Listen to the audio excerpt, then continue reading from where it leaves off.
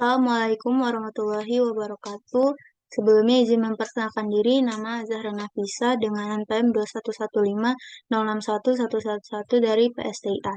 Pada kesempatan kali ini saya akan menjelaskan terkait percobaan 2 praktikum sistem operasi, yaitu saya akan menjelaskan terkait algoritma penjadwalan shortest job first scheduling atau SJF dan juga penjadwalan round robin scheduling. Jadi untuk penjadwalan pertama yang akan saya jelaskan yaitu ada shortest job first scheduling atau SJF. Pada penjadwalan SJF ini, CPU akan mengurutkan proses berdasarkan burst time yang dimiliki oleh suatu proses. Jadi ketika suatu proses memiliki burst time paling kecil, maka proses tersebut akan dieksekusi terlebih dahulu oleh CPU. Kemudian CPU akan mengeksekusi proses dengan burst time terkecil kedua sampai dengan burst time paling besar. Jadi saya akan menjelaskan terkait shortest job first scheduling itu menggunakan CPU simulator. Nah, di sini kita copy dulu kode program yang ada di modul.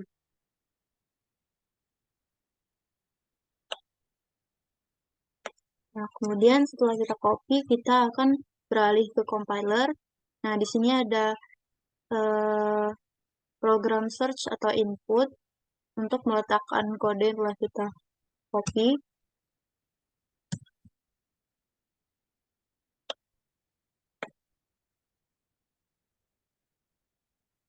Nah, di sini kita ubah jadi penjadwalan 1 yaitu 10 perulangan. Nah, di sini bisa kita klik compile, kemudian kita tunggu. Jika sudah keluar di program kode atau output, maka kita bisa klik load in memory. Nah, kemudian kita buat lagi program penjadwalan yang kedua. Nah, di sini kita ubah jadi 15. Kita compile lagi. Nah, setelah compile selesai, kita load in memory. Nah, pada CPU simulator ini bisa kita lihat kedua program yang telah kita compile sebelumnya, yang telah kita load di memori. Kemudian di sini kita bisa masuk ke OS simulator. Nah, pada OS simulator ini kita bisa mengubah algoritma penjadwalan, yaitu di sini ada shortest job first scheduling atau SJF dan juga round robin.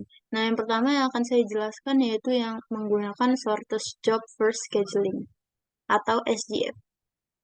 Jadi di sini kita ubah algoritma penjadwalannya jadi SJF.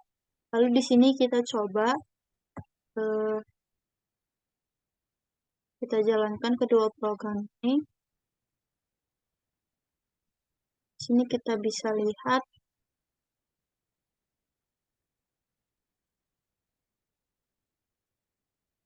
Nah, di sini bisa kita lihat program akan menjalankan proses kedua, CPU akan menjalankan proses kedua, lalu proses ketiga. Nah, pada SJF ini kita CPU harus mengeksekusi minimal 1 kali untuk mengetahui burst time yang dimiliki setiap proses. Jadi, CPU bisa mengurutkan proses berdasarkan burst time yang dimiliki oleh suatu proses.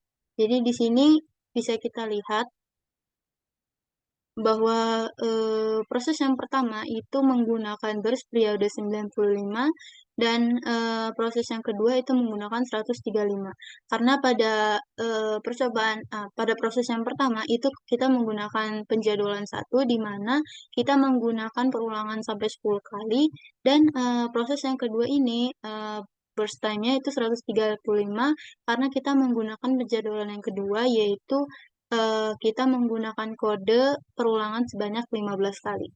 Jadi pada SJF ini, CPU setidaknya harus 1 kali mengeksekusi program untuk mengetahui seberapa besar burst time yang dimiliki oleh suatu proses. Jadi di sini bisa kita ulang.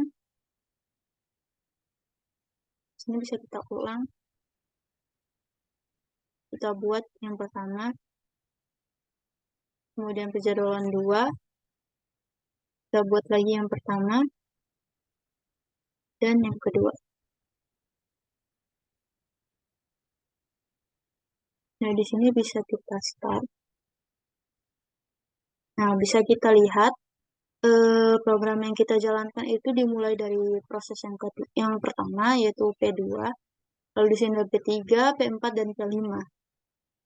Nah, bisa kita lihat bahwa pada CPU simulator itu burst time yang digunakan itu tidak tersimpan eh, di ready process. Jadi burst time-nya itu tetap 0 dan di running juga tetap 0.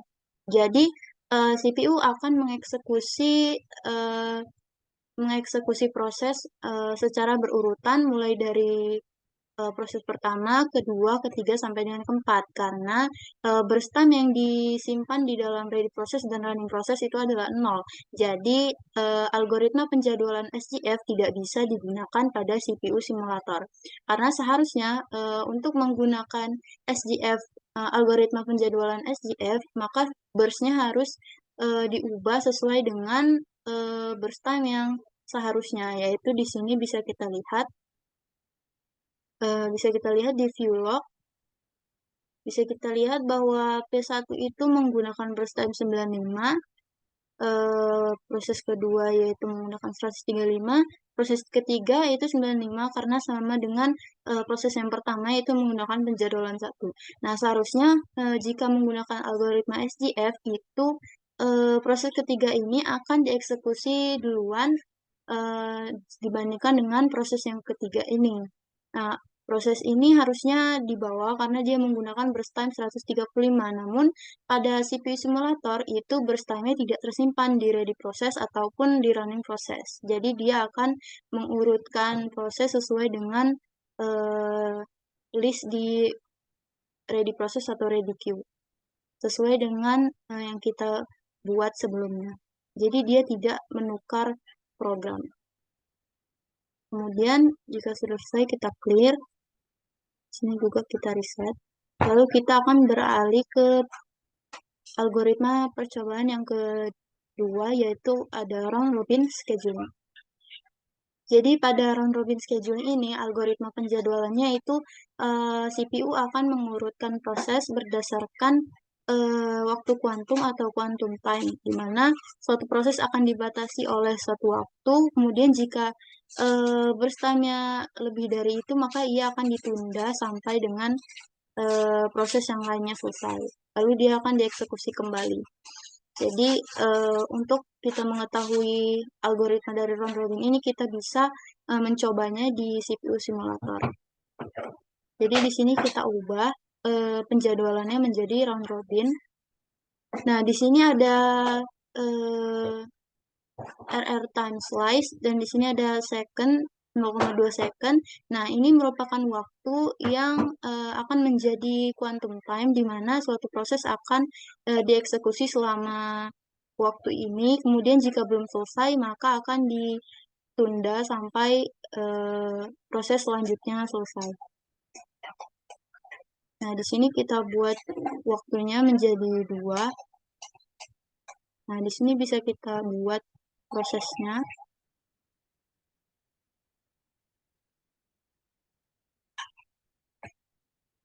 Nah, di sini ada penjadwalan. Ada penjadwalan 1, penjadwalan 2, dan penjadwalan 1 lagi. Nah, di sini bisa kita lihat.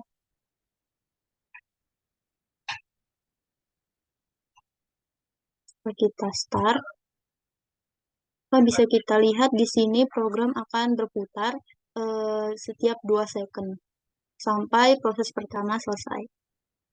Di sini akan berganti menjadi proses 2, 3, kemudian 4, sampai satu proses selesai.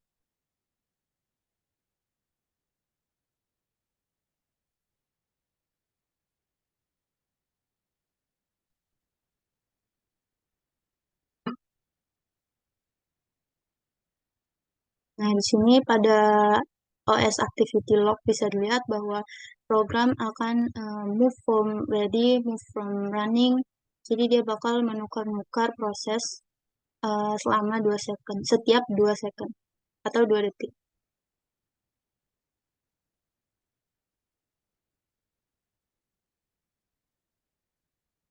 Nah, di sini proses kedua sudah selesai, ketiga, nah sisanya adalah proses ketiga.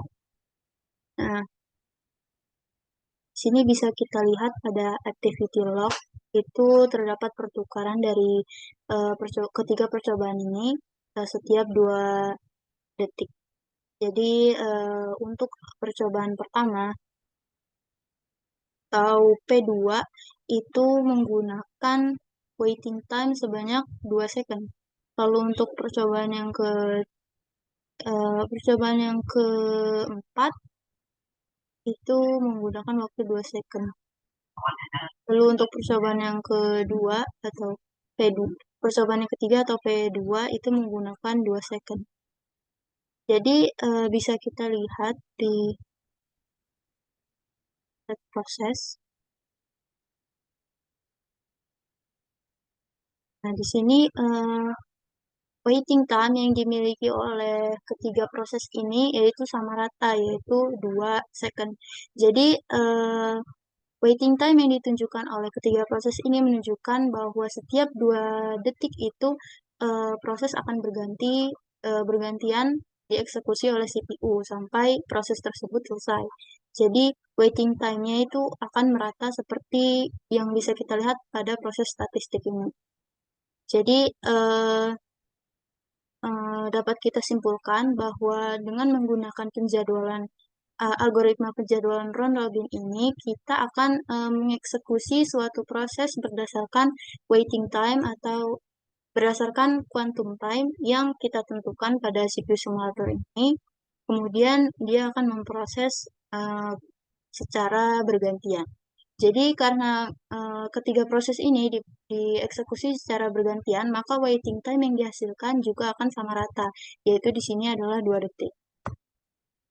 Baiklah, saya kira cukup sekian dari saya. Apabila ada kesalahan, saya mohon maaf. Saya akhiri, wassalamualaikum warahmatullahi wabarakatuh.